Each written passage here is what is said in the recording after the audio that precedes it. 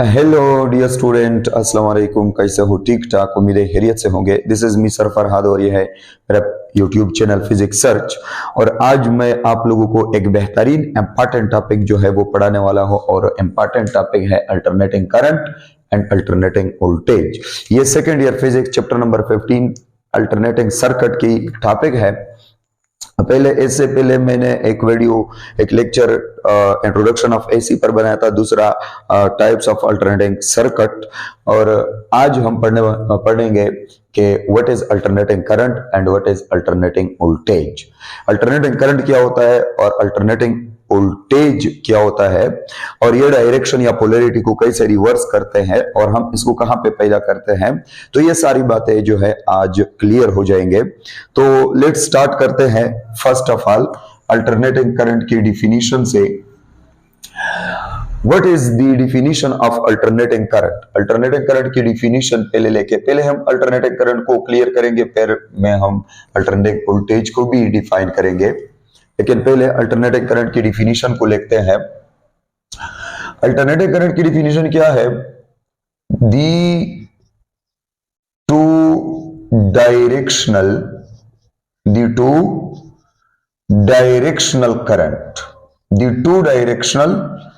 current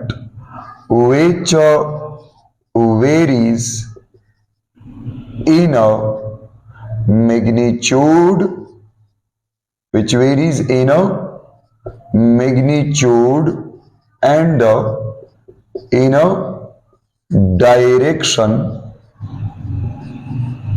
alternatively। वो to directional current जो कि मैग्नीट्यूड में और डायरेक्शन में अल्टरनेटिवली वेरीज होता है, चेंज होता है, इज कॉल्ड अल्टरनेटिंग करंट। इसको अल्टरनेटिंग करंट कहते हैं। देखिए, करंट में एक्चुअल हमारे पास दो टाइप ऑफ करंट है, एक डीसी डायरेक्ट करंट और एक AC alternating current. Direct current जो होता है वो डायरेक्शन में फिक्स होता है, डायरेक्शन में चेंज नहीं होता। मैग्नीट्यूड में चेंज भी हो सकता है और स्टेडी भी हो सकता है। अगर स्टेडी करंट है तो चेंज नहीं होगा, अगर पल्सेटिंग करंट है तो चेंज होगा। लेकिन डायरेक्शन में वो चेंज नहीं होता, डायरेक्शन सिर्फ एक ही होती है डायरेक्ट करंट की। जबकि अल्टरनेटिंग करंट जो होता है वो टू डायरेक्शनल करंट होता है, और ये मैग्नीट्यूड में भी वेरी करता है, मतलब मैग्नीट्यूड भी इसकी चेंज होता है, इंक्रीज और डिक्रीज करता है, और एज वेल एज डायरेक्शन में भी वेरी करता है। कभी एक डायरेक्शन में, कभी रिवर्स दूसरे डायरेक्शन में, कभी एक कभी दूसरे, कभी फॉरवर्ड कभी बैकवर्ड। तो मतलब ये हुआ कि अल्टरनेटिंग करंट जो होता है वो मैग्नीट्यूड में भी चेंज करता है, एज वेल एज डायरेक्शन में भी जो होता है वो चेंज होता है। अल्टरनेट का मतलब होता है, हम इस तरह भी लिख सकते हैं कि अल्टरनेटिंग करंट जो होता है एसी, शॉर्ट इसको लिखेंगे alternating current AC is the current या is one whose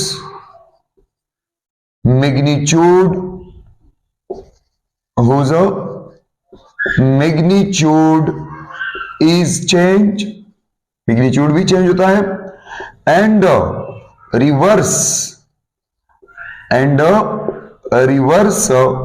it's direction, और डायरेक्शन भी ये रिवर्स करता है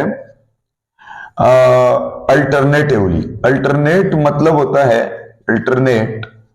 alternatively means periodically means in equal interval of time। आप equal interval of time, periodically, alternatively या रेगुलरली भी लिख सकते हैं, रेगुलर तरीके से, रेगुलर मैनर से। इसको अल्टरनेटिंग करंट कहते हैं।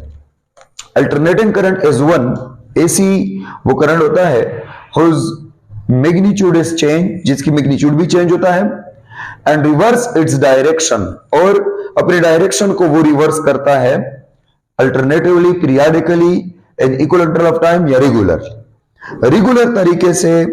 अल्टरनेटिवली, पीरियाडिकली, ये अल्टरनेटिंग करंट जो होता है अपनी मैग्नीट्यूड को भी चेंज करता है, वेरीज, इंक्रीज और डिक्रीज, और एज वेल अपने डायरेक्शन को भी क्या करता है, रिवर्स करता है, अपने डायरेक्शन को भी चेंज करता है, वेरी करता है।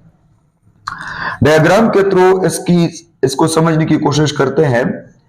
लेट सपोज आपके पास ये एक रेजिस्टर है और ये रेजिस्टर आप एक एसी सोर्स के साथ कनेक्ट करते हो। एसी सोर्स, ये रेजिस्टर हुआ और ये एसी सोर्स हुआ।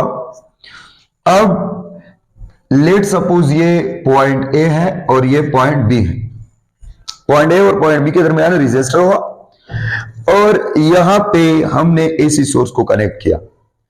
अब इस रेजिस्टर में करंट किस डायरेक्शन में होगा? अगर किसी ने आपसे पूछा कि इस रेजिस्टर में जो अल्टरनेटिंग करंट है वो किस डायरेक्शन में होगा, तो आप इस तरह नहीं कह सकते कि वो ए से बी की तरफ होगा या बी से ए की तरफ होगा। इस तरह नहीं कह सकते। मतलब अल्टरनेटिंग करंट या एंटी क्लॉकवाइज होगा और या एंटी क्लॉकवाइज होगा, इस तरह भी आप नहीं कह सकते। तो मतलब यह हुआ कि आपकी जो अल्टरनेटिंग करंट है वो ए से बी की तरफ भी हो सकता है और बी से ए की तरफ भी हो सकता है। मतलब एक ऐसा वक्त होगा जिसके दौरान ये अल्टरनेटिंग करंट ए से बी की तरफ होगा और एक ऐसा वक्त भी आएगा जिसके दौरान ये अल्टरनेटिंग करंट बी से ए की तरफ फ्लो करेगा। मतलब अल्टरनेटिंग करंट आपकी सर्किट में क्लॉकवाइज भी फ्लो कर सकता है, क्लॉकवाइज। जब अल्टरनेटिंग करंट क्लॉकवाइज फ्लो करेगा तो इसी दौरान ये साइड पॉजिटिव होगा और ये साइड नेगेटिव होगा, कन्वेंशनल करंट। और जब alternating current anti clockwise flow करेगा बी से ए की तरफ, तो इस दौरान ये पॉजिटिव होगा और ये नेगेटिव होगा। तो मतलब ये हुआ कि अल्टरनेटिंग करंट जो है ये अपनी डायरेक्शन को बार बार रेगुलर तरीके से इक्वल इंटरवल ऑफ टाइम में चेंज करता है और एज वेल एज मैग्नीट्यूड में भी वेरी होता है। और ये सब किसकी वजह से? ये जो हम अल्टरनेटिंग जनरेटर, जो एसी जनरेटर हम इस्तेमाल करते हैं, अल्टरनेटिंग करंट जनरेटर, वो जो करंट क्रिएट करता है वो ऐसा होता है।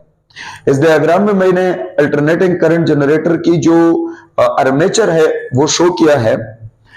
आपको पता होना चाहिए कि एसी जनरेटर में जो आर्मेचर होता है, जब आर्मेचर वर्टिकल पोजीशन पर होता है, वर्टिकल पोजीशन पर, तो आर्मेचर में करंट जो होता है, स्काइल में जो करंट होता है वो जीरो होता है। स्काइल में करंट क्रिएट नहीं होता, जनरेट नहीं होता। लेकिन जब भी ये वर्टिकल से हॉरिजॉन्टल की तरफ आएगा, ये आर्मेचर जो होता है रोटेट होता है एसी जनरेटर में, और जब ये आर्मेचर वर्टिकल पोजीशन से हॉरिजॉन्टल पोजीशन की तरफ आएगा तो आपके आर्मेचर में, आपके सर्किट में करंट जो होता है वो इंक्रीज होता जाएगा, इंक्रीज होता जाएगा। और जब ये बिल्कुल हॉरिजॉन्टल पोजीशन गेन करेगा तो यहां पे इस पार्ट पर, इस टाइम पर आपकी जो करंट है वो मैक्सिमम हो जाएगा सर्किट में। तो यहां पे ये रेजिस्टर है, ये एसी जनरेटर मैंने लगाया है। तो ये एसी जनरेटर जो करंट क्रिएट करता है उसकी मैग्नीट्यूड कभी इंक्रीज और कभी डिक्रीज। इंक्रीज कब होगा? जब आपकी एसी जनरेटर के अंदर आर्मेचर वर्टिकल से हॉरिजॉन्टल की तरफ जो है वो आएगा। तो वर्टिकल से हॉरिजॉन्टल की तरफ जब आर्मेचर आएगा तो उसमें जो करंट है वो मैक्सिमम रहेगा, आपको एसी जनरेटर मैक्सिमम करंट देगा और इस तरह आपके सर्किट में भी एसी का जो अल्टरनेटिंग करंट है वो मैक्सिमम रहेगा, या क्लॉकवाइज या anti clockwise. Let suppose initially clockwise current है और इस पॉइंट पर जो है करंट मैक्सिमम हुआ है। अब ये जो अल्टरनेटिंग करंट है कि जब आपकी आर्मेचर वर्टिकल से हॉरिजॉन्टल पोजीशन की तरफ आता है तो ये अल्टरनेटिंग करंट मैक्सिमम क्यों होता है? मतलब ये इंक्रीज क्यों हो रहा है? वर्टिकल से हॉरिजॉन्टल पोजीशन की तरफ जब आर्मेचर आता है तो ये आपकी जो अल्टरनेटिंग करंट है वो इंक्रीज क्यों हो रहा है? तो यहां पे सिंपली आपने फेराडे लॉ को अप्लाई करना है। फेराडे लॉ क्या कह रहा है कि Faraday law EMF is equal to minus del by del T of phi, minus del by del T of phi. ये नेगेटिव साइन लेंज लॉ है। ये अगर आप ना लगा ले तो सिर्फ मैग्नीट्यूड को हम जाहिर कर सकते हैं, अगर लगाते हो तो लेंज लॉ आप जो है मतलब के रिप्रेजेंट करते हो। तो EMF del phi by del T के बराबर है। अब ईएमएफ मैक्सिमम कब पैदा होगा? इस आर्मेचर में एसी जनरेटर मैक्सिमम ईएमएफ कब पैदा करेगा? मैक्सिमम जब आपके पास ये जो time rate of change of flux है वो मैक्सिमम रहेगा। According to Faraday law. और ये time rate of change of magnetic flux जो है ये कब मैक्सिमम होता है, ये जब आप वर्टिकल से हॉरिजॉन्टल पोजीशन की तरफ आते हैं तो आपकी फ्लक्स में चेंज इंक्रीज होता है। ये देखे वर्टिकल पोजीशन पर तो फ्लक्स मैक्सिमम है, फ्लक्स तो मैक्सिमम है, ये नॉर्थ पोल और साउथ पोल है और नॉर्थ से साउथ की तरफ मैग्नेटिक फील्ड है, तो वर्टिकल पोजीशन पर मैग्नेटिक फ्लक्स तो मैक्सिमम है, लेकिन मैग्नेटिक फ्लक्स में जो चेंज है वो जीरो है। यहां पे मैग्नेटिक फ्लक्स में चेंज नहीं हो रहा और जो ईएमएफ पैदा होता है वो मैग्नेटिक फ्लक्स की वजह से नहीं बल्कि मैग्नेटिक फ्लक्स की चेंज की वजह से पैदा होता है। तो यहां पे जब आर्मेचर वर्टिकल पोजीशन पर होता है तो उसमें ईएमएफ जीरो होता है, मतलब करंट भी जीरो होता है, जैसा कि EMF is equal to I R, तो I is equal to 1 over R and minus 1 over R and to del phi by del t. तो यहां पे हम करंट जो है इसे डिराइव कर सकते हैं। तो ये देखिए जब आपके पास फ्लक्स में मैग्नेटिक फ्लक्स में time rate of change zero होता है तो करंट विल बी जीरो, और वर्टिकल पोजीशन पर मैग्नेटिक फ्लक्स में चेंज जो होता है वो जीरो होता है और चेंज के जीरो होने से करंट जो है वो जीरो हो जाएगा, तो करंट विल बी जीरो। लेकिन जब आप हॉरिजॉन्टल की तरफ आते हैं तो आप maximum number of field line को हॉरिजॉन्टल पोजीशन में क्रॉस करते हैं, तो जब भी हॉरिजॉन्टल पोजीशन में आप maximum number of field line को क्रॉस करते हो तो मतलब कि मैग्नेटिक फ्लक्स जो होता है वो मैक्सिमम होता है, चेंज मैग्नेटिक फ्लक्स में जो चेंज होता है वो मैक्सिमम होता है, और जब भी मैग्नेटिक फ्लक्स में चेंज मैक्सिमम रहेगा तो आपके पास जो करंट है वो भी मैक्सिमम होगा। तो जब आपकी आर्मेचर पैर से वर्टिकल पोजीशन में आता है तो पैर से वर्टिकल पोजीशन में आने से ये फ्लक्स की जो चेंज है वो कम हो जाएगी और एग्जैक्ट वर्टिकल पोजीशन पर फ्लक्स में चेंज जीरो हो जाएगा, तो यहां पे करंट अगेन जीरो हो जाएगा। तो मतलब ये हुआ कि अल्टरनेटिंग सर्किट में जो अल्टरनेटिंग करंट होता है ये टू डायरेक्शनल करंट होता है। डायरेक्शन की बात हमने अब तक यह नहीं की है, सिर्फ यहां पे हमने मैग्नीट्यूड को पहले क्लियर करना है। तो टू डायरेक्शनल करंट होता है विच वेरीज इन मैग्नीट्यूड। ये two directional current which varies in magnitude, magnitude में वेरी करता है। तो मैग्नीट्यूड में अगर किसी ने आपसे पूछा कि मैग्नीट्यूड में क्यों वेरी करता है, तो ये है एसी जनरेटर। एसी जनरेटर के अंदर आर्मेचर होता है और आर्मेचर के रोटेट होने से हम एसी करंट को पैदा करते हैं, अल्टरनेटिव करंट को क्रिएट करते हैं। अब एसी जनरेटर के अंदर जो अल्टरनेटिव करंट क्रिएट होता है वो फेराडे लॉ के मुताबिक है, और फेराडे लॉ कह रहा है कि करंट या ईएमएफ तब ज्यादा पैदा होगा जब time rate of change of magnetic flux ज्यादा होगा। और अब time rate of change of magnetic flux जो है ये हॉरिजॉन्टल पोजीशन पर मैक्सिमम होता है, वर्टिकल पोजीशन पर जीरो होता है। फ्लक्स मैक्सिमम होता है लेकिन time rate of change of flux zero होता है वर्टिकल पोजीशन पर। तो अगर time rate of change of flux vertical position पर जीरो है तो करंट विल बी जीरो, और अगर हॉरिजॉन्टल पोजीशन पर time rate of change of magnetic flux maximum है तो करंट विल बी मैक्सिमम। तो इट मींस कि इस time rate of change of flux की वजह से जो करंट होता है वो कभी जीरो कभी मैक्सिमम, कभी जीरो और कभी मैक्सिमम। तो आपकी जो अल्टरनेटिंग करंट है ये जीरो से आई पीक आई मैक्सिमम इनके दरमियान किया होता है, इंक्रीज और डिक्रीज करता है। वर्टिकल पोजीशन पर जीरो, हॉरिजॉन्टल पर मैक्सिमम हो जाएगा, फिर जीरो फिर मैक्सिमम, फिर जीरो फिर मैक्सिमम। तो मतलब यह हुआ कि आपकी जो ये वेवफॉर्म बन रहा है अल्टरनेटिंग करंट की, ये क्या कह रहा है ये वेवफॉर्म? ये वेवफॉर्म कह रहा है कि आपकी current increase increase increase, maximum, again decrease decrease decrease decrease, zero. अब इसके बाद जो होता है करंट के मैग्नीट्यूड में इंक्रीज आता है, लेकिन जो करंट की डायरेक्शन होता है वो क्लॉकवाइज नहीं होता, वो पहले जैसा नहीं होता बल्कि वो रिवर्स हो जाता है। कैसे? अब देखें, आपने पढ़ा होगा एसी जनरेटर में कि जो अल्टरनेटिंग करंट है वो हमेशा के लिए अपनी डायरेक्शन को हाफ रोटेशन के बाद क्या करता है? रिवर्स करता है। Alternating current reverse direction after every half rotation of the armature. Armature जब भी हाफ रोटेशन कंप्लीट करता है तो हाफ रोटेशन के बाद अल्टरनेटिंग करंट की डायरेक्शन हमेशा के लिए रिवर्स होता है, और फिर हाफ रोटेशन के बाद फिर रिवर्स होता है। तो इस तरह जो अल्टरनेटिंग करंट अपनी डायरेक्शन को रिवर्स करता है वो आफ्टर एवरी हाफ रोटेशन। यहां पे देखें, जब इन्होंने पहले वर्टिकल पे था, अब हॉरिजॉन्टल पे, अब फिर वर्टिकल पे हाफ रोटेशन उन्होंने कंप्लीट किया, अब इस हाफ रोटेशन के बाद जो करंट अगर आप देखें तो वो नेगेटिव वाई में, ये नेगेटिव वाई अगर हम कह दे और ये पॉजिटिव वाई इसको हम अगर कह दे, तो पहले पॉजिटिव वाई में ये करंट जो होता है वो इंक्रीज और डिक्रीज होता था, मैग्नीट्यूड में वेरी करता था। लेकिन अब नेगेटिव वाई में जो करंट है वो इंक्रीज और डिक्रीज होता है, इंक्रीज और डिक्रीज। तो यहां पे नेगेटिव वाई का मतलब यह हुआ कि ये रिवर्स डायरेक्शन में इंक्रीज और डिक्रीज करता है। तो मतलब यह हुआ कि आपकी अल्टरनेटिंग करंट जो है ये क्लॉकवाइज में एक दफा इंक्रीज और डिक्रीज करता है और फिर इंक्रीज और डिक्रीज जो होता है वो एंटी क्लॉकवाइज में करता है। तो मतलब यह हुआ कि आपकी अल्टरनेटिंग करंट पहले एक डायरेक्शन में इंक्रीज और डिक्रीज हो जाता है और फिर रिवर्स डायरेक्शन में इंक्रीज और डिक्रीज हो जाता है। तो इट मींस कि अल्टरनेटिंग करंट की केस में हम ये नहीं कह सकते कि हमारे सर्किट में इतना करंट फ्लो कर रहा है या इस डायरेक्शन में फ्लो कर रहा है, क्योंकि न तो अल्टरनेटिंग करंट की मैग्नीट्यूड कांस्टेंट है और न ही अल्टरनेटिंग करंट की डायरेक्शन एक है। अल्टरनेटिंग करंट की डायरेक्शन भी रिवर्स होता है, reverse after every half rotation of the armature, और as well as alternating current की जो मैग्नीट्यूड होता है वो भी इंक्रीज और डिक्रीज करते हैं। तो मतलब यह हुआ कि अल्टरनेटिंग करंट वो करंट है, टू डायरेक्शनल करंट है जिसकी मैग्नीट्यूड भी वेरी करता है और एज वेल एज डायरेक्शन भी अल्टरनेटिव तरीके से, रेगुलर तरीके से, पीरियाडिक तरीके से after every half rotation, every half rotation. अगर आप देखें तो ये 0 सेकंड हुआ, ये t/4 हुआ, ये t/2 हुआ, ये 3t/4 टाइम हुआ और ये t टाइम हुआ।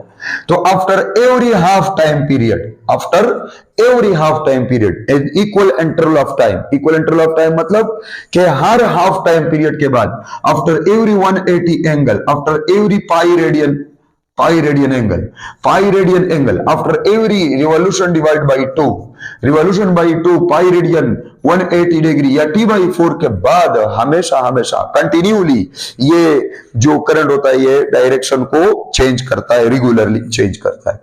तो अल्टरनेटिंग करंट अपनी डायरेक्शन को भी चेंज करता है एज वेल एज अपनी मैग्नीट्यूड को पीरियाडिक तरीके से, रेगुलर तरीके से चेंज करता है। तो ऐसे करंट को हम कहते हैं अल्टरनेटिंग करंट। इट मींस कि इस सर्किट में जो हम करंट पढ़ेंगे, इस करंट की न तो एक कांस्टेंट वैल्यू है और न ही इसकी एक डायरेक्शन है, डायरेक्शन भी चेंज करता है एज वेल एज जो वैल्यू है, जो मैग्नीट्यूड है उसको भी इंक्रीज और डिक्रीज करता है। अगर यहां पे देखें तो इस वेवफॉर्म में इनफाइनाइट नंबर ऑफ वैल्यूज है इस अल्टरनेटिंग करंट की, मतलब कि एक वैल्यू इस अल्टरनेटिंग करंट की नहीं है। तो ये डीसी की तरह नहीं है कि डीसी सर्किट में तो हम डायरेक्ट कहते थे कि हमारे डीसी सर्किट में इतना करंट है, ये एसी है और एसी सर्किट में आप अल्टरनेटिंग करंट की वैल्यू को असाइन नहीं कर सकते कि कितना वैल्यू जो है इसकी फ्लो कर रहा है या किस डायरेक्शन में। तो इसलिए हम यहां पे जब वैल्यू निकालेंगे तो उसमें एक इंस्टेंटेनियस वैल्यू होगा, एक पीक वैल्यू होगा, एक एवरेज वैल्यू होगा, एक पीक टू पीक वैल्यू होगा और एक आखिरी जो वाला होता है वो आरएमएस वैल्यू। तो आरएमएस वैल्यू की जरूरत हमें क्यों पड़ जाती है? क्योंकि यहां पे अल्टरनेटिंग करंट की न तो मैग्नीट्यूड एक है और न ही डायरेक्शन एक है। तो इस तरह हम इसकी एक वैल्यू तो ले नहीं सकते।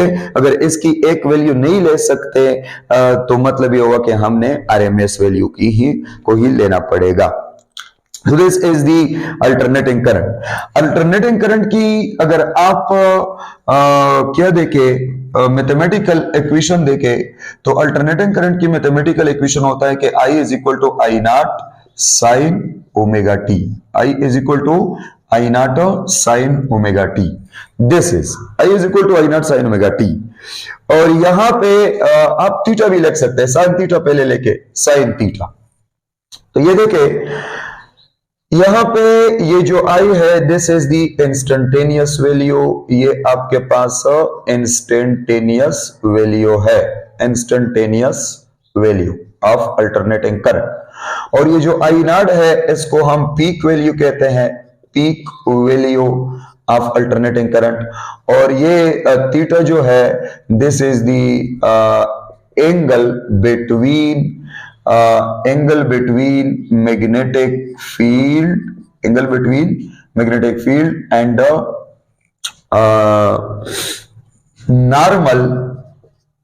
normal of armature area. Armature की जो एरिया होता है उसकी नॉर्मल और मैग्नेटिक फील्ड के दरमियान एंगल थीटा। ये देखिए I is equal to I naught sine omega T. तो ये देखिए यहां पे आई नॉट तो कांस्टेंट है, I naught is constant, I naught की वैल्यू हम चेंज नहीं कर, I naught is the peak value. Peak value कौन सा होता है? जब हम वैल्यू पढ़ेंगे तो आपको यहां पे मैं पढ़ाऊंगा कि पीक वैल्यू क्या होता है। Peak value the maximum value of the alternating current is called peak value of alternating current. Extreme value या एम्पलीट्यूड भी आप इसको कह सकते हो, मैक्सिमम वैल्यू। तो ये पीक वैल्यू है, ये कांस्टेंट होता है। अब इंस्टेंटेनियस वैल्यू जो होता है, इंस्टेंटेनियस वैल्यू कांस्टेंट नहीं होता। इंस्टेंटेनियस वैल्यू अगर यहां पे आप देखें तो जीरो भी हो सकता है, और इस तरह इंस्टेंटेनियस वैल्यू के तो इनफाइनाइट वैल्यू यहां पे है। इंस्टेंटेनियस वैल्यू तो जीरो से लेकर मैक्सिमम वैल्यू तक क्या करता है? वेरी करता है। अब ये इंस्टेंटेनियस वैल्यू जो है ये किस पे डिपेंड करता है? ये इस angle between the magnetic field and normal of armature area. Armature area की जो नॉर्मल है और मैग्नेटिक फील्ड है उनके दरमियान एंगल पर डिपेंड करता है। अगर आर्मेचर वर्टिकल पोजीशन पर है तो नॉर्मल और मैग्नेटिक फील्ड के दरमियान एंगल जीरो है। अगर एंगल जीरो है तो sine zero will be zero और करंट विल बी जीरो, तो करंट यहां पे जीरो हो जाएगा। ये मैथमेटिकली है। Mathematically sine zero is equal to zero and current will be zero. लेकिन कंसेप्चुअल आपको पता होना चाहिए कि यहां पे करंट क्यों जीरो है अकॉर्डिंग टू फैराडे लॉ, क्योंकि यहां पे फ्लक्स तो मैक्सिमम है लेकिन फ्लक्स में जो चेंज है वो जीरो है। अगर फ्लक्स में चेंज जीरो है तो मतलब ये हुआ कि करंट विल बी जीरो।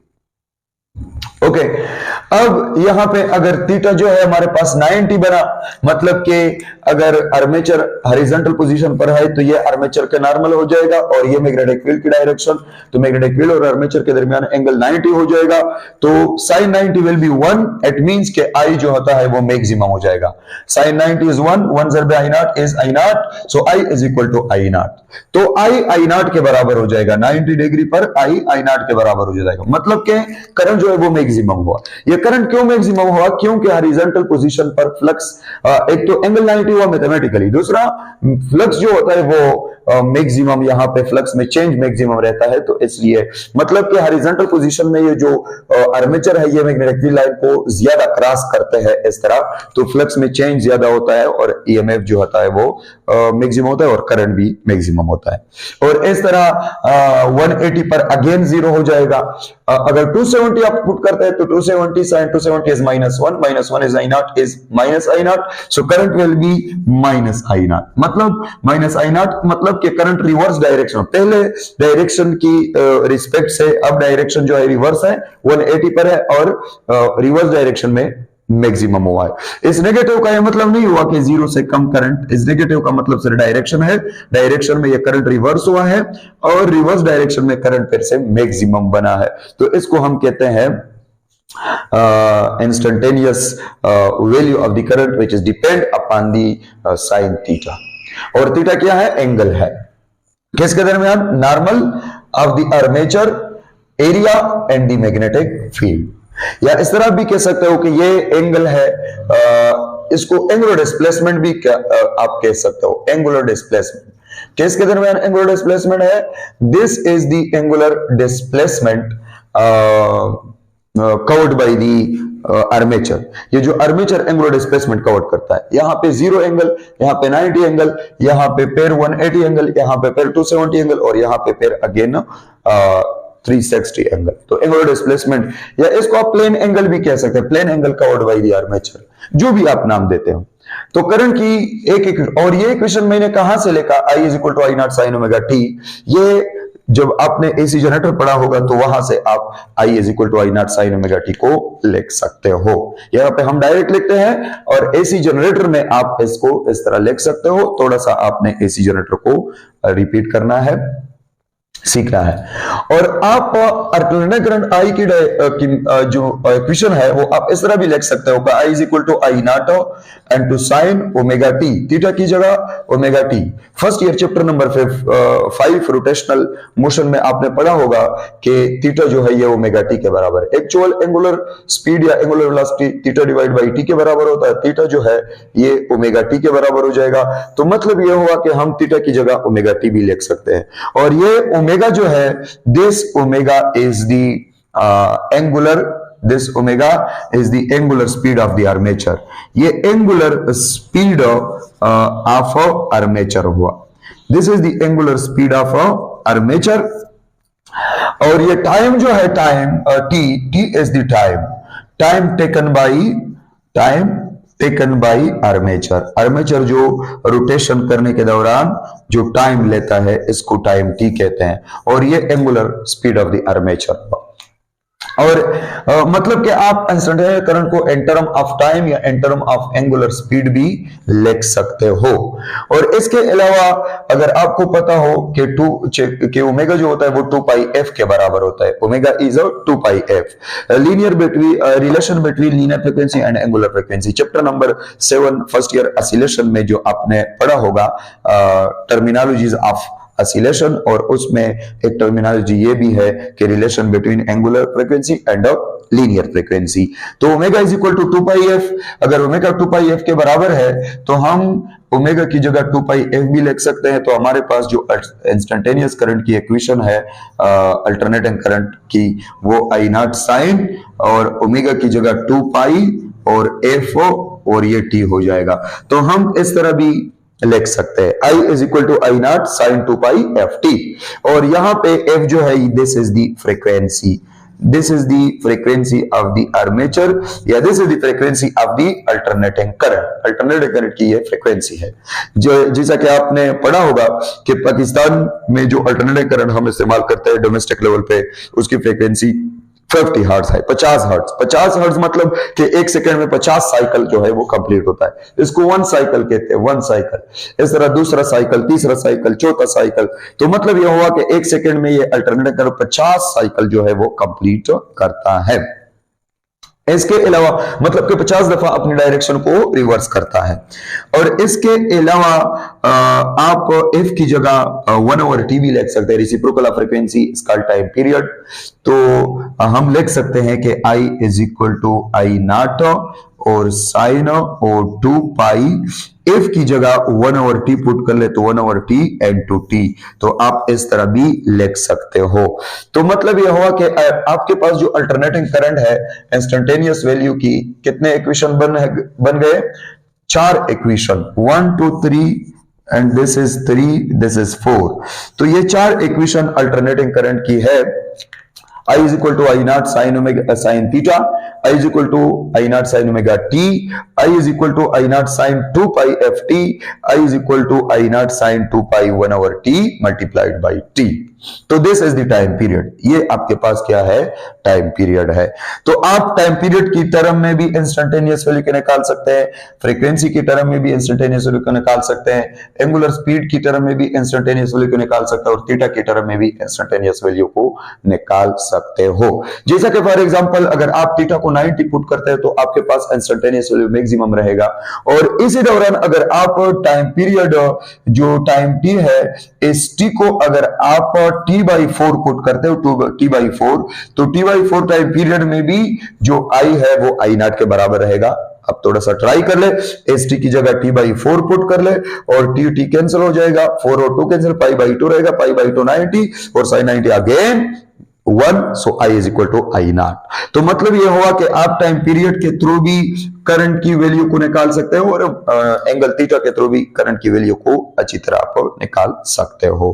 तो this is called the instantaneous current, this is called the equation of the instantaneous value of the alternating current. ये आपके पास क्या है? अल्टरनेटिंग करंट है। इसके बाद हम पढ़ेंगे अल्टरनेटिंग वोल्टेज। आप इससे पिक्चर ले ले, फिर हम अल्टरनेटिंग वोल्टेज की तरफ आएंगे। लेकिन इससे पहले यहां पे मैं आप लोगों को एक एमसीक्यूज लिखता हूं अल्टरनेटिंग करंट से, वो आप ट्राई कर ले कि आप इसको हल कर सकते हो या नहीं। फॉर एग्जाम्पल आपको दिया गया है कि आपके पास एक एसी जनरेटर है, एसी जनरेटर, और इस एसी जनरेटर में इस एसी जनरेटर ने एक करंट क्रिएट किया और करंट है I इज इक्वल टू 5 और साइन और 2t, I is equal to 5 sine 2t। एक एसी जनरेटर है आपके पास और इस एसी जनरेटर ने एक करंट को क्रिएट किया और वो करंट है I is equal to 5 sine 2t। तो उन्होंने लिखा है कि व्हाट इज इस एमसीक्यूज में what is the peak value of current, यानी व्हाट इज आई नॉट कितना होगा, एंड व्हाट इज ओमेगा, और ओमेगा एंगुलर स्पीड कितना होगा। एक एसी जनरेटर है और इस एसी जनरेटर में जो आपको करंट की इक्वेशन दिया है कि वो इस इक्वेशन के मुताबिक करंट को जनरेट कर रहा है और वो है I is equal to 5 sine omega sine 2t। तो उन्होंने आपसे ये पूछा है कि ये जनरेटर जो करंट की पीक वैल्यू कितना क्रिएट करेगा, मैक्सिमम वैल्यू कितना क्रिएट करेगा, और एज वेल इस जनरेटर की आर्मेचर की एंगुलर स्पीड कितना होगा। तो आपने कैसे कैलकुलेट करना है, आपने स्टैंडर्ड इक्वेशन को लिखना है। स्टैंडर्ड इक्वेशन आपके पास कितने हैं, 4। I naught sine omega T, I naught sine theta, I naught sine 2 pi F T, I naught sine 2 pi 1 over T जरब टी। तो यहां पे चूंकि उन्होंने एंगुलर स्पीड जो है वो पूछा हुआ है आपसे, तो एंगुलर स्पीड की टर्म में हमने कौन सा इक्वेशन लिखा है, I is equal to I naught sine omega T. तो आपने पहले इस स्टैंडर्ड इक्वेशन को लिखना है I is equal to I naught sine omega T. और इस स्टैंडर्ड इक्वेशन में अगर आप देखें तो यहां पे I तो I है, इक्वलिटी इज इक्वलिटी, और आई नॉट की जगह 5 गिवन है, तो मतलब डायरेक्टली आप लिखे कि आई नॉट 5 एम्पेयर है या एनी वन या 5 मिली एम्पेयर जो भी है, और t खुद t है, साइन इज साइन, और ओमेगा की जगह उन्होंने 2 लिखा है, तो आपने कहना है कि ओमेगा इज दी 2। तो आपके पास ओमेगा 2 है और जो करंट की पीक वैल्यू है वो है 5। तो इस तरह आपने जो लिखा हुआ इक्वेशन होता है उसको स्टैंडर्ड इक्वेशन के साथ कंपेयर करना है और उसके मुताबिक आपने पीक वैल्यू भी निकालनी है, और जो भी उन्होंने पूछा हो वो चीज आप यहां से इजीली निकाल सकते हो by comparing the given equation and the standard equation। given equation को standard equation के साथ कंपेयर करें तो आप किसी भी वैल्यू को निकाल सकते हो। This is alternating current. और इसके बाद हम पढ़ेंगे अल्टरनेटिंग वोल्टेज। आप इसे अगर पिक्चर लेते हो तो पिक्चर ले ले, फिर हम पढ़ेंगे अल्टरनेटिंग वोल्टेज।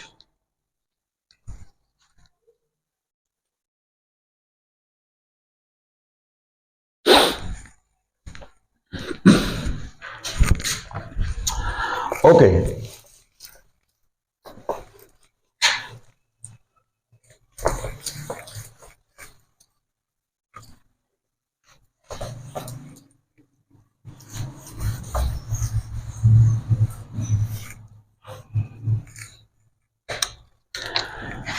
अल्टरनेटिंग वोल्टेज की तरफ आते हैं। What is alternating voltage? Alternating voltage क्या होता है? कहते हैं कि voltage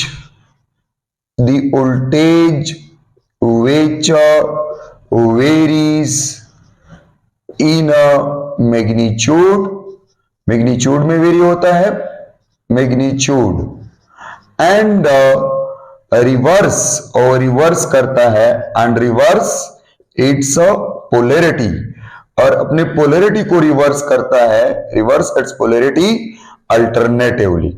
अल्टरनेट तरीके से अल्टरनेटिवली जो है मैग्नीट्यूड में ये वेरी होता है और अल्टरनेटिवली अपने पोलैरिटी को रिवर्स करता है। दिस इज कॉल्ड, इस टाइप ऑफ वोल्टेज को हम कहते हैं अल्टरनेटिंग वोल्टेज। या यहां पे मैं एक दूसरा डिफिनीशन भी लिखता हूं। अल्टरनेटिंग वोल्टेज, ए वोल्टेज, ए से मतलब alternating voltage is one whose magnitude is change, जिसकी मैग्नीट्यूड चेंज होती है, एंड रिवर्स पोलैरिटी, और इसकी पोलैरिटी रिवर्स होती है, and reverse polarity in at regular manner, एक रेगुलर तरीके से, वो तो मैंने पहले आप लोगों को अल्टरनेटिंग करंट में बताया। रेगुलर मैनर मतलब इन equal interval of time, periodically, alternatively. तो इक्वल इंटरवल ऑफ टाइम में या पीरियडिकली या अल्टरनेटिवली जो है इसकी पोलरिटी चेंज होती है, तो इसको हम कहते हैं अल्टरनेटिंग वोल्टेज। फॉर एग्जाम्पल आपके पास एक रेजिस्टिव सर्किट है और इस रेजिस्टिव सर्किट के साथ आपने एक क्या लगाया, एक एसी सोर्स को कनेक्ट किया, जनरेटर को कनेक्ट किया। तो यहां पे ये पॉइंट ए है लेट सपोज और ये पॉइंट बी है। तो यहां पे अगर आपसे किसी ने पूछा कि पॉइंट ए पॉजिटिव है या पॉइंट बी पॉजिटिव है, कौन सा पॉजिटिव और कौन सा नेगेटिव है, तो आप इसको कोई कुछ भी नहीं कह सकते कि कौन सा पॉजिटिव और कौन सा नेगेटिव। ये कोई बैटरी नहीं है कि इसकी फिक्स पॉजिटिव और नेगेटिव हो, तो जो पॉइंट पॉजिटिव के साथ कनेक्ट हो वो पॉजिटिव बन जाएगा और जो पॉइंट नेगेटिव के साथ कनेक्ट हो वो नेगेटिव बन जाएगा। ये फिक्स पोलैरिटी नहीं है, ये बैटरी नहीं है, ये डीसी सोर्स नहीं है, ये एसी सोर्स है। और एसी सोर्स की जो है एसी सोर्स अपने एसी सोर्स की जो वोल्टेज होती है, जो ईएमएफ वो क्रिएट करता है, वो पोलैरिटी में रेगुलर तरीके से चेंज होता है। कैसे? फॉर एग्जांपल एक टाइम पर ये पॉजिटिव है और ये नेगेटिव है, ये साइड पॉजिटिव और ये साइड नेगेटिव, तो पॉइंट ए पॉजिटिव होगा और पॉइंट बी नेगेटिव होगा। लेकिन T/4 टाइम के बाद, सॉरी T/2 के बाद, 180 के बाद, पाई रेडियन या रिवॉल्यूशन डिवाइड बाई 2 के बाद ये पोलैरिटी खुद बहुत चेंज हो जाएगा। ये नेगेटिव हो जाएगा और ये पॉजिटिव हो जाएगा, फिर ये नेगेटिव हो जाएगा और ये पॉजिटिव हो जाएगा। तो मतलब ये हुआ कि आपकी जो वोल्टेज यहां पे आपने इस रेजिस्टर R पे अप्लाई की है, तो इस रेजिस्टर R पे जो वोल्टेज है वो वोल्टेज अपने पोलैरिटी को बार बार चेंज करता है। पॉइंट ए पॉजिटिव होता है, पॉइंट बी नेगेटिव, फिर से point B positive, point A negative. जैसे कि फॉर एग्जांपल हम कहते हैं कि हमारा डोमेस्टिक लेवल पर जो अल्टरनेटिंग वोल्टेज होता है उसकी फ्रीक्वेंसी 50 हर्ट्ज होता है, तो मतलब ये हुआ कि ये पॉइंट बी 50 दफा पॉजिटिव नेगेटिव बनता है, इस तरह ये पॉइंट ए भी 50 दफा पॉजिटिव नेगेटिव बनता है 1 सेकंड में।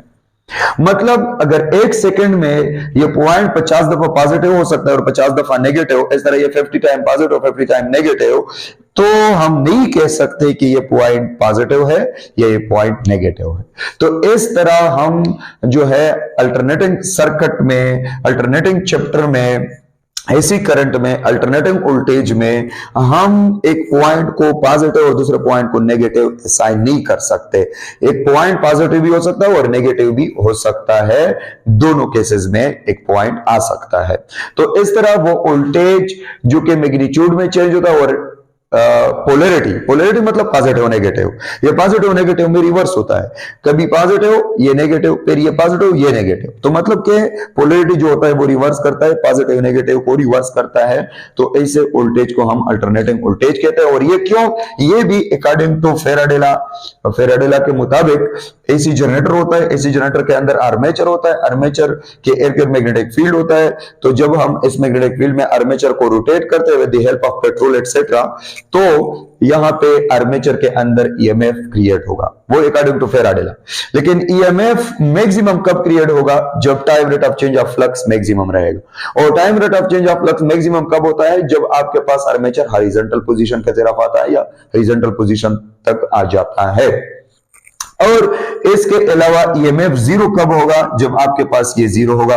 और ये time rate of change of magnetic flux अब जीरो होता है जब आर्मेचर वर्टिकल पोजीशन पर रहता है। तो वर्टिकल पोजीशन पर time rate of change of flux zero, और time rate of flux zero होने से ईएमएफ जीरो हो जाएगा। और इसकी मैक्सिमम होने पर ईएमएफ विल बी मैक्सिमम, और इसकी अगेन जीरो होने पर EMF will be again zero, EMF will be again minus maximum, EMF will be again zero. तो अब देखें, मतलब यह हुआ कि आपके पास जो ईएमएफ है ये zero to EMF maximum, zero to EMF naught तक वेरी करता है मैग्नीट्यूड में। मतलब कि इसकी ना तो मैग्नीट्यूड कांस्टेंट वरना ही डायरेक्शन कांस्टेंट है। मैग्नीट्यूड में ये कैसे वेरी करता है? जब इस फैक्टर पर डिपेंड करता है। वर्टिकल पर जीरो, तो जब हॉरिजॉन्टल में आएगा तो कंटिन्यूअसली इंक्रीज इंक्रीज इंक्रीज, बिल्कुल एग्जैक्ट हॉरिजॉन्टल पर मैक्सिमम, फिर जीरो, फिर मैक्सिमम, फिर जीरो। इसके अलावा 180 के बाद जब आर्मेचर रोटेट होता है, आफ्टर एवरी हाफ रोटेशन तो ये जो लेट सपोज यहाँ पे ये पॉजिटिव और ये नेगेटिव है, और इस पॉजिटिव और नेगेटिव के अंदर ये आपकी जो ईएमएफ है इंक्रीज इंक्रीज इंक्रीज इंक्रीज और फिर डिक्रीज डिक्रीज डिक्रीज, एक दफा मैक्सिमम फिर डिक्रीज जीरो हो जाएगा। लेकिन जीरो होने के बाद मतलब 180 पे रोटेट करने के बाद t/2 सेकेंड पर रोटेट करने के बाद आपकी ईएमएफ बिल्कुल फिर से इंक्रीज होगा, लेकिन इस तरह इंक्रीज नहीं होता, उसी डायरेक्शन में इंक्रीज नहीं होता, बल्कि ये पोलैरिटी कंप्लीट चेंज होता जाता है, ये नेगेटिव और ये पॉजिटिव, तो इस तरह इस डायरेक्शन में फिर से इंक्रीज और डिक्रीज रहेगा। तो मतलब ये हुआ कि आपकी जो अल्टरनेटिंग वोल्टेज है वो अपनी पोलैरिटी को भी चेंज करता है, polarity after every half rotation, और एज वेल एज अपनी मैग्नीट्यूड को भी जो है वो वेरी करता है, इंक्रीज और डिक्रीज, और ये सब आर्मेचर की वजह से। अगर किसी ने आपसे पूछा कि ये अल्टरनेटिंग करंट या अल्टरनेटिंग वोल्टेज ऐसा क्यों है, वो वेरी क्यों हो रहा है, रिवर्स क्यों रहा है, तो this is according to Faraday law and this is due to armature inside the AC generator. Okay, alternating voltage जो है V, और वो बराबर हो जाएगा V naught sine omega T, या V is equal to V naught sine theta पहले लेके V is equal to V naught sine omega T, या V is equal to V naught sine 2 pi F T, या V is equal to V naught और sine और 2 pi 1 over T multiplied by T. तो इस तरह जैसा कि current के 4 इक्वेशन बनते थे, इस तरह वोल्टेज के भी 4 इक्वेशन बनते हैं, और आप V की जगह ईएमएफ भी लिख सकते हो, EMF naught sine omega T, EMF naught sine theta, EMF naught sine 2 pi F T etcetera, और भी लिख सकते हो। तो इस तरह these are the 4 equation for the instantaneous value of the alternating voltage, और इसमें जो V नॉट है वो तो पीक वैल्यू है वोल्टेज की, जैसा कि करंट की पीक वैल्यू होता है इस तरह वोल्टेज की भी पीक वैल्यू होता है, और जो V है these are the instantaneous value of the voltage, और ये instantaneous value of voltage जो है ये थीटा पर डिपेंड करता है, ओमेगा टी पर डिपेंड करता है, एफ टी पर डिपेंड करता है, या 1 ओवर टी टाइम पीरियड पर डिपेंड करता है। तो इस तरह आप इन इक्वेशन को इस्तेमाल करते हुए अल्टरनेटिंग वोल्टेज की इंस्टेंटेनियस वैल्यू को निकाल सकते हैं।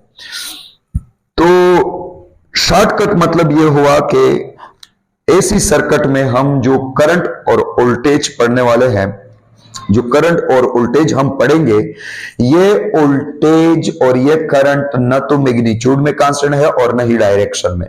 तो मतलब यह हुआ कि इस सर्किट में करंट और वोल्टेज की हम एक वैल्यू नहीं ले सकते, एक डायरेक्शन भी नहीं ले सकते। तो इसलिए हम यहाँ पे वैल्यू के लिए एक कंसेप्ट बनाएंगे कि अगर हम अल्टरनेटिंग सर्किट में करंट या वोल्टेज की एक वैल्यू नहीं लिख सकते तो हम फिर क्या कहेंगे कि इस सर्किट में कितना करंट है या कितना वोल्टेज है। तो इसके लिए हमने कंसेप्ट को क्लियर करना है, हमने इसके लिए वैल्यू को निकालने हैं। तो उसमें हम सारे वैल्यू को निकालेंगे, जैसा कि पीक वैल्यू है, इंस्टेंटेनियस वैल्यू है, एवरेज वैल्यू है, लेकिन वो काम के नहीं है। सिर्फ एक वैल्यू है जो हमें इंफॉर्मेशन दे सकता है, हमें थोड़ा सा जो है वो क्लियर कर सकता है, हम इसके मुताबिक लिख सकते हैं कि इतना करंट या इतना वोल्टेज है, लेकिन वो है इफेक्टिव वैल्यू, रियल वैल्यू तो नहीं है। लेकिन हम ये तो जो है उसे तस्वीर करते हैं जैसे कि इस सर्किट में हमें तो ये पता नहीं कि कितना करंट कितना वोल्टेज है, लेकिन इतने वोल्टेज या इतने करंट की तरह ये जो है इफेक्ट क्रिएट करता है। तो इस तरह हम अल्टरनेटिंग करंट या अल्टरनेटिंग वोल्टेज में इफेक्टिव वैल्यू को निकालेंगे, और उस इफेक्टिव वैल्यू को हमने जो है वो लिखना है कि वो है RMS value. Root mean square value of voltage and root mean square value of alternating current. तो जो अगला टॉपिक होगा वो होगा values of alternating current and alternating voltage. So this is the alternating current and alternating voltage.